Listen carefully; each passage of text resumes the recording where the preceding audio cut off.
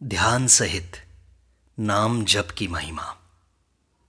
जो लोग भगवान के भजन ध्यान रूप साधन के रहस्य को नहीं जानते, वे लोग थोड़े ही दिनों में साधना से ऊब जाते हैं और कुछ तो साधन को छोड़ भी देते हैं।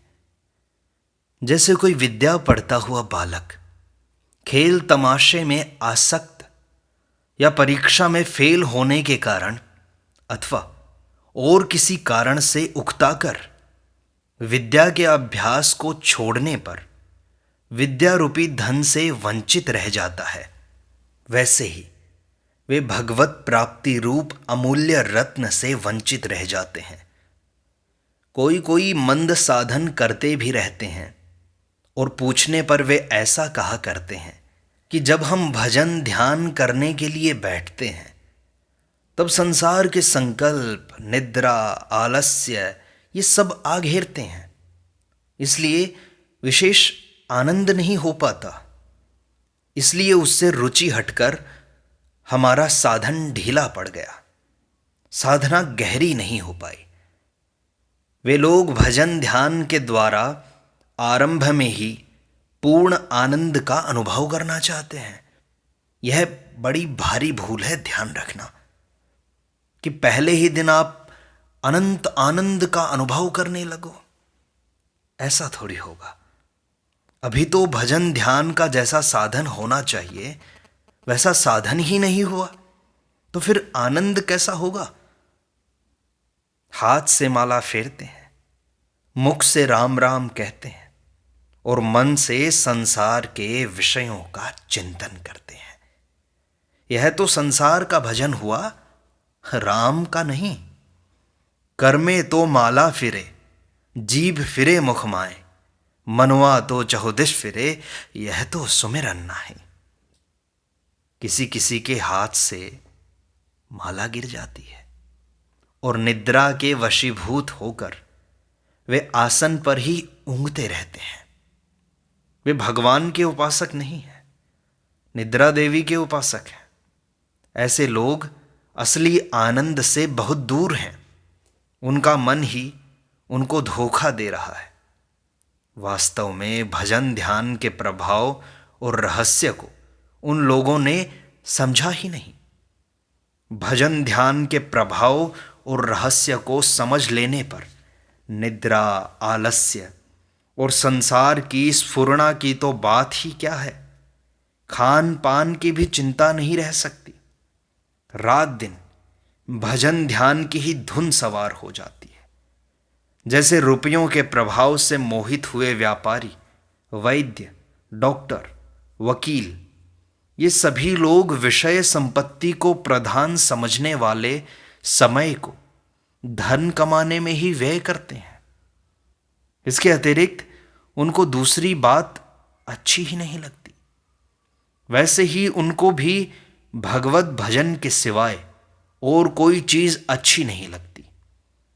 उनको तो मधुर से भी मधुर और पवित्र से भी पवित्र ध्यान सहित हरि का नाम ही मंगलमय प्रतीत होता है। इस घोर कलिकाल में सुख साध्य और सर्वोत्तम साधन ध्यान सहित भगवान का भजन ही है।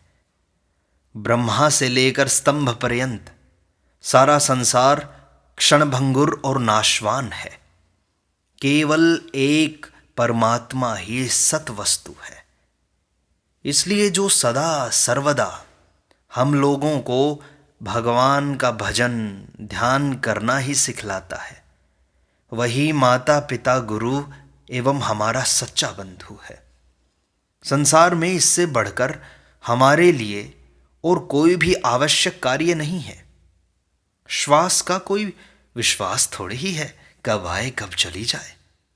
इसलिए जब तक स्वास्थ्य अच्छा है, वृद्धावस्था और मृत्यु दूर है, तभी तक जो कुछ करना हो कर लेना, अति शीघ्रता से कर लेना। अहो, भयंकर कष्ट है, भारी आपत्ति है, जो कि विषय रूपी कांच के लिए भजन ध्यान रूपी अमूल्य रत्न को लोग बिसार रहे हैं। प्रिय बंधुओं, उठो, जागो, सावधान हो जाओ और अमृतमय हरि के नाम और गुणों को कानों के द्वारा सुनो तथा वाणी के द्वारा कीर्तन करो और मन से उनके स्वरूप का ध्यान करो। संपूर्ण संसार के भोगों को तृण के समान त्याग कर शरीर से भगवान की सेवा करो और अपने इस अमूल्य समय का अमोलक कार्य में ही उपयोग करो। कर्मों का अनुष्ठान करते समय भी चित्त से भगवान को मत भूलो। पाप, प्रमाद, आलस्य में दुख और दोषों को देखकर इनसे दूर हटो। विषयासक्त, नास्तिक और प्रमादी पुरुषों के नजदीक भी मत जाओ और दीन दुखी मनुष्यों की सेवा करो। मान, प्रतिष्ठा, कीर्ति को कलंक के समान समझो। शम, दम, तितिक्षा इत्यादि अमृतमय साधनों का सेवन करो। काम, क्रोध, लोभ, मोह आदि कूड़े कचूड़े को निकालकर हृदय रूपी घर को पवित्र कर लो।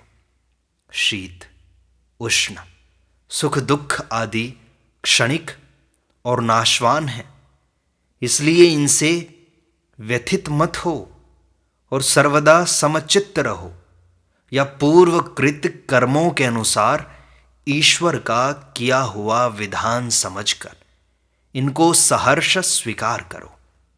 शील, विद्या, गुण, त्याग और तेज आदि में जो वृद्ध हैं, ऐसे सदाचारी सज्जन महात्माओं के चरणों का सेवन करो। ऐसे पुरुषों का संग तीर्थ सेवन से भी बढ़कर है। उपदेश का भगवत वाक्यों के समान आदर करो अथवा निर्जन पवित्र एकांत स्थान में बैठकर ध्यान सहित भगवान के नाम का जप तथा भगवत तत्व का विचार करो। ऊपर बतलाए हुए साधनों के अनुसार चलने वाला पुरुष भगवान की दया से भगवान के प्रभाव को जानकर शीघ्रातिशीघ्र परम पद को प्राप्त हो जाता है। अब इसमें बहुत सारे प्रश्न उठते हैं। कुछ प्रश्नों को हम लेंगे और उनका उत्तर भी हम देखेंगे। प्रश्न उठता है, किस प्रकार का नाम जप करना उत्तम एवं लाभप्रद है? वाचिक, उपांशु या मानसिक जप? इसका समाधान है कि वाचिक जप से उपांशु 10 गुना अधिक है और उपांशु जप से मानसिक 10 गुना अधिक फलदायक है। मनुस्मृति में 2 अध्याय में आया है, विधि यज्ञात् जप यज्ञो विशिष्टो दशभिर्गुणैः उपांशु स्यात् षट्गुणः साहस्रो मानसः स्मृतः। अग्निहोत्र आदि क्रिया यज्ञ की अपेक्षा जप यज्ञ 10 गुना अधिक श्रेष्ठ है। उपांशु जप 100 गुना श्रेष्ठ है और मानस जप 1000 गुना श्रेष्ठ है। इससे मानसिक जप ही सबसे उत्तम है। मानसिक जप श्रद्धापूर्वक नित्य निरंतर किया जाए तो वह और भी विशेष लाभप्रद हो जाता है। वही जप निष्काम प्रेम भाव से किया जाए तो फिर उसकी महिमा का कोई वर्णन ही नहीं कर सकता। अगला प्रश्न है कि क्या केवल नाम के जप से ही इष्ट देव के स्वरूप का दर्शन हो सकता है या जप के साथ साथ इष्ट देव के स्वरूप का चिंतन करना भी आवश्यक है? समाधान यह है कि श्रद्धापूर्वक प्रेम से किए हुए केवल जप से भी इष्ट देव का साक्षात दर्शन हो सकता है। महर्षि पतंजलि ने अपने योग सूत्र में कहा है, स्वाध्यायादिष्ट देवता संप्रयोगा। इष्ट देव के नाम के जप से इष्ट देव का साक्षात दर्शन होता है। यदि इष्ट देव का निरंतर चिंतन करते हुए उपर्युक्त प्रकार से जप किया जाए तो उसकी प्राप्ति और भी शीघ्र हो जाती है। इसलिए जप के साथ साथ ईश्वर के स्वरूप का चिंतन अवश्य करना चाहिए। महर्षि पतंजलि कहते हैं, तद जपस्तद अर्थ भावनम। उस परमेश्वर के नाम का जप और उसके अर्थ का यानी स्वरूप का चिंतन करना, इसी का नाम ईश्वर प्रणिधान एवं ईश्वर की शरण समझना चाहिए। इससे सब विघ्नों का नाश एवं परमात्मा के स्वरूप की प्राप्ति भी हो जाती है। अगला प्रश्न है कि जप के सात्विक, राजस और तामस तीन भेद किस कारण से होते हैं? समाधान है कि जप के सात्विक, राजस और तामस भेद होने में भाव ही प्रधान कारण है। श्रद्धा, प्रेम तथा निष्काम भाव से भगवत प्रीत्यर्थ किया हुआ जप सात्विक समझा जाता है। इस लोक और परलोक के भोगों की प्राप्ति के लिए एवं मान, बड़ाई, प्रतिष्ठा के लिए किया हुआ जप राजसिक समझा जाता है। दूसरों के अनिष्ट के लिए अज्ञान पूर्वक किया हुआ जप तामसिक समझा जाता है। प्रश्न उठता है कि कौन से नाम का जप विशेष लाभप्रद है? राम राम या ओम ओम या शिव शिव या नारायण नारायण, कौन सा? समाधान तो यही है कि ईश्वर के नाम सभी समान हैं। इसलिए जिसका जिस नाम से प्रेम हो उसके लिए वही नाम विशेष लाभप्रद है। प्रश्न यह है कि जप के साथ ध्यान भगवान के निराकार स्वरूप का करना चाहिए या साकार स्वरूप का? समाधान है कि इसमें भी साधक की रुचि ही प्रधान है। जिसकी निराकार स्वरूप में रुचि हो उसके लिए निराकार का ध्यान, और जिसकी साकार में रुचि हो उसके लिए साकार का ध्यान लाभदायक है। निराकार और साकार को व्यापक अग्नि और प्रज्वलित अग्नि की भांति अभिन्न रूप समझकर उसके रहस्य और प्रभाव को जानते हुए जो निराकार के सहित साकार का ध्यान करता है वह सर्वोत्तम है। प्रश्न उठता है कि कितनी संख्या में जप करने से इष्ट देव के साक्षात दर्शन हो सकते हैं, और शास्त्रों में कौन से नाम जप की विशेष महिमा लिखी है? संख्या के विषय में सब जगह एक नियम नहीं मिलता, किंतु भगवान के नाम जप की महिमा अधिकांश सभी शास्त्रों में पाई जाती है। कली संतरणोपनिषद में लिखा है कि हरे राम राम राम हरे हरे, हरे कृष्ण कृष्ण कृष्ण हरे हरे। इस 16 नाम वाले मंत्र का 3.5 करोड़ जप करने से सब पापों का नाश होकर परमात्मा की प्राप्ति हो जाती है। रामायण में श्री राम नाम की, श्रीमद् भागवत में श्री कृष्ण आदि नामों की एवं महाभारत में गोविंद, हरि, नारायण, वासुदेव इत्यादि बहुत से नामों की तथा श्रुति स्मृतियों में ओम, तत्सत आदि नामों के जप की विशेष महिमा लिखी है। ऐसे ही प्रायः सभी नामों की शास्त्रों में जगह जगह भूरी भूरी महिमा गाई गई है। विष्णु पुराण में आता है कि कली के अत्यंत उग्र पाप जो कि मनुष्यों को नरक की पीड़ा देने वाले हैं, श्री कृष्ण का एक बार भी भली प्रकार स्मरण करने से तुरंत विलीन हो जाते हैं। श्री गोविंद एक बार भी स्मरण किए जाने से मनुष्यों के सैकड़ों जन्मों में किए हुए पापों के समूह को उसी प्रकार शीघ्र ही भस्म कर देते हैं जैसे रुई के ढेर को अग्नि कर देती है। नारद पुराण में आता है कि दुष्ट चित्त पुरुषों द्वारा भी स्मरण किए जाने पर भगवान श्री हरि उनके समस्त पापों को हर लेते हैं, जैसे अग्नि अनिच्छा से स्पर्श करने पर भी जला ही डालता है। हरि के नाम का जप करने से जितने पाप नष्ट हो सकते हैं उतने पाप संसार में हैं ही नहीं। इसलिए अधिक पापों के भय से अन्य प्रायश्चित्तों का करना व्यर्थ बतलाया है।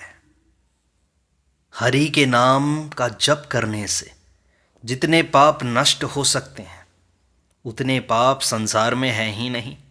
इसलिए अधिक पापों के भय से अन्य प्रायश्चित्तों का करना व्यर्थ बतलाया है। हे मुनिश्रेष्ठ, भगवान के नाम का जप करने वाला मनुष्य यदि आचारहीन, भक्तिहीन तथा निंदनीय भी है तो भी उसको क्या भय है, क्योंकि नारायण शब्द के उच्चारण मात्र से वह पाप रहित होकर परम अविनाशी गति को प्राप्त हो जाता है। जानकर अथवा बिना जाने भी वासुदेव का कीर्तन करने से समस्त पाप जल में पड़े हुए लवण के समान लीन हो जाते हैं। जो पुरुष ओम इस एक अक्षर रूप ब्रह्म का उच्चारण करता हुआ और उसके अर्थ रूप मेरा चिंतन करता हुआ शरीर त्याग कर जाता है वह परम गति को प्राप्त होता है।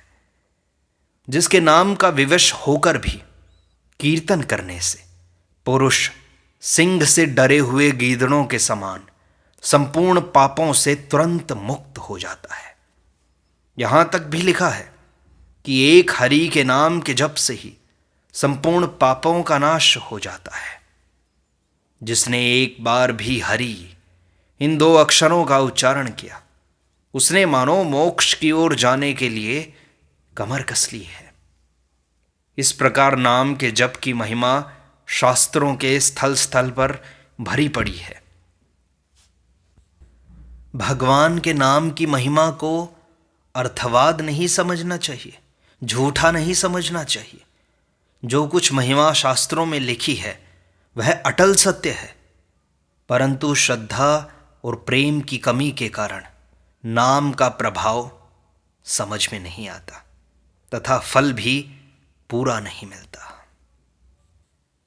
ईश्वर की प्राप्ति के विषय में संख्या का नियम सब जगह ठीक ठीक लागू नहीं पड़ता।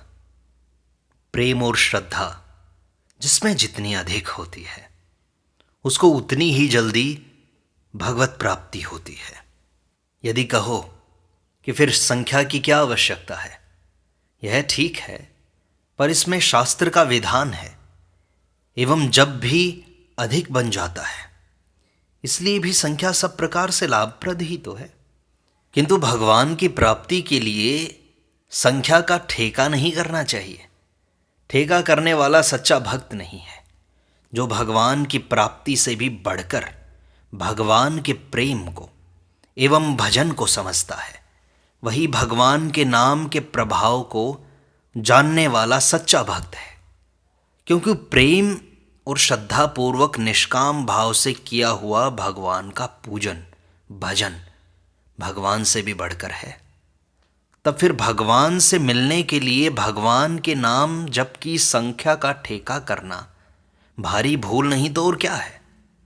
राग द्वेष ममता और अभिमान को छोड़कर निंदा स्तुति मान अपमान को समान समझता हुआ जो पुरुष परवाह छोड़कर भगवान के भजन में ध्यान में मस्त हुआ विचरता है वही पुरुष मुक्त है। अब एक प्रश्न उठता है कि भगवत प्राप्ति को कोई कोई तो बहुत ही कष्ट साध्य बतलाते हैं। देखो, भगवत प्राप्ति कष्ट साध्य भी है और सुख साध्य भी। जो कष्ट साध्य मानते हैं उनके लिए कष्ट साध्य है और जो सुख साध्य मानते हैं उनके लिए सुख साध्य। भगवान में जिनकी श्रद्धा और प्रेम कम है उनके लिए भगवत प्राप्ति कष्ट साध्य है और जिनका भगवान में प्रेम और विश्वास है उनके लिए भगवान की प्राप्ति सुलभ है। भगवत प्राप्ति में श्रद्धा और प्रेम का ही विधान है। नित्य निरंतर चिंतन करने वाले भक्तों के लिए तो भगवान की प्राप्ति सुलभ है, सुख साध्य है, क्योंकि भगवान ने स्वयं गीता में कहा है, अनन्य चेताः सततम यो मां स्मरति नित्यशः तस्याहं सुलभः पार्थ नित्ययुक्तस्य योगिनः। हे अर्जुन, जो पुरुष मेरे में अनन्य चित्त से स्थित हुआ, सदा ही निरंतर मेरे को स्मरण करता हुआ, उस निरंतर मुझ में ही युक्त हुए योगी के लिए मैं सुलभ हूं, अर्थात सहज ही प्राप्त हो जाता हूं। भगवान के इन वचनों से और युक्तियों से भी भगवान की प्राप्ति कष्ट साध्य प्रतीत नहीं होती। भगवान ने अपनी प्राप्ति का सुलभ उपाय अपना निरंतर चिंतन करना ही बतलाया है। भला बताओ तो सही, भगवान के निरंतर चिंतन करने में भी क्या कोई कष्ट है? यदि इसमें भी कष्ट है तो फिर सुख किसमें है भाई? भगवान का चिंतन करने से तो सब पापों का, अवगुणों का, दुखों का नाश होकर उत्तर परमानंद एवं परम शांति की वृद्धि होती जाती है। आरंभ से लेकर अंत तक साधन और सिद्धि में आनंद ही आनंद है। इसलिए उस आनंद स्वरूप साध्य देव ने इससे बढ़कर दूसरा कोई सुलभ उपाय नहीं बतलाया। फिर कष्ट साध्य कैसे, बल्कि सुलभ और सुख साध्य ही युक्त है। प्रश्न उठता है कि भगवान के भजन ध्यान को आरंभ से लेकर अंत तक आनंददायक समझकर साधक नित्य निरंतर भजन ध्यान करना चाहता है और अपनी शक्ति के अनुसार कोशिश भी करता है, किंतु फिर भी वह होता नहीं। इसमें कारण क्या है? इसमें कारण यही है कि श्रद्धा और प्रेम की कमी होने के कारण यथोचित चेष्टा नहीं की जाती, इसलिए भजन ध्यान निरंतर नहीं बनता। प्रश्न उठता है कि भगवान में अतिशय प्रेम और श्रद्धा होने के लिए साधक को क्या करना चाहिए? समाधान यह है कि भगवान के गुण और प्रभाव का तत्व जानने से श्रद्धा होती है और श्रद्धा से प्रेम होता है। भगवान के प्रेम, प्रभाव, गुण और रहस्य की अमृतमयी कथाओं का उनके प्रेमी भक्तों द्वारा एवं शास्त्रों द्वारा श्रवण, पठन और मनन करके उनके अनुसार चलने से भगवान के गुण प्रभाव का रहस्य समझ में आ जाता है। इससे उनमें पूर्ण श्रद्धा और अनन्य प्रेम हो सकता है। किसी में भी क्यों न हो, जितना जितना उसका प्रभाव समझ में आता है उतनी उतनी श्रद्धा बढ़ती चली जाती है। जितनी श्रद्धा होती है उतना ही प्रेम हो जाता है। श्रद्धा प्रेम के अनुसार ही भजन ध्यान का साधन तेज होता चला जाता है।